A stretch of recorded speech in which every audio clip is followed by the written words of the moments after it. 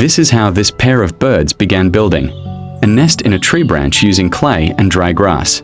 They began by laying the clay and dry grass and then taking turns shaping it with their beaks until it formed a spherical nest for laying eggs and raising their young.